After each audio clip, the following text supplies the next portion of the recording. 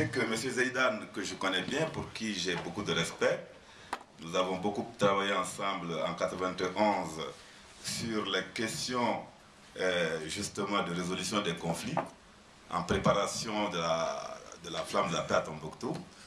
Et tout de suite, répondant à la question de notre compatriote qui a regretté que les Bella n'aient pas été cités en tant que tels, il a botté la balle dans le camp des universitaires. Et je ne pouvais pas sortir ici sans y réagir. Parce qu'il faut que les choses soient très claires. Je dois d'abord dire que nous avons une méconnaissance cruelle, inacceptable même, de nos communautés. Toutes les communautés maliennes. L'université qui devait faire ce travail ne l'a pas fait. Donc il faut qu'on commence par l'assumer. Vous avez vu pendant la crise, ce qu'on a vu sur les grandes chaînes internationales parler des Touaregs, ce sont nos amis français, ce sont des Norvégiens, etc., etc. Vous avez vu très peu d'universitaires maliens en parler parce qu'ils ont très peu travaillé sur la question. Ceci étant, je dois témoigner. La seule thèse d'universitaire malien que je connais sur les Touaregs en tant que telle, c'est la thèse de Nafé Keïta. Et Nafé Keïta parle bien des Bella. Donc il faut que les choses soient très claires. Donc on ne peut pas dire, c'est pas parce que les sciences sociales n'en parlent pas qu'ils n'existent pas. Et d'ailleurs ce raisonnement ne serait pas bon.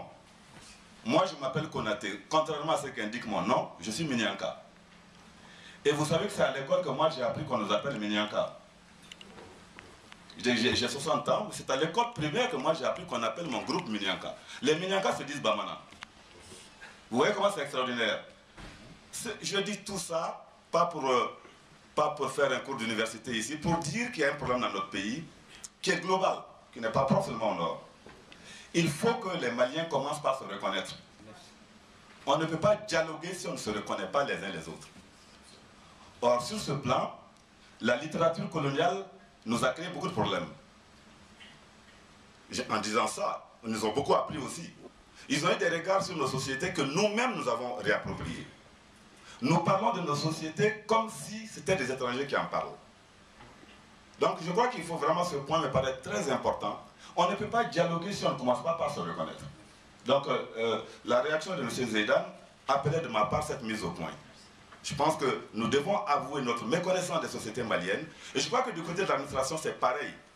Le professeur Bakary Kamia, notre grand aîné, notre grand-père, nous dit les administrateurs coloniaux étaient tenus de faire des monographies chaque mois ou chaque trimestre.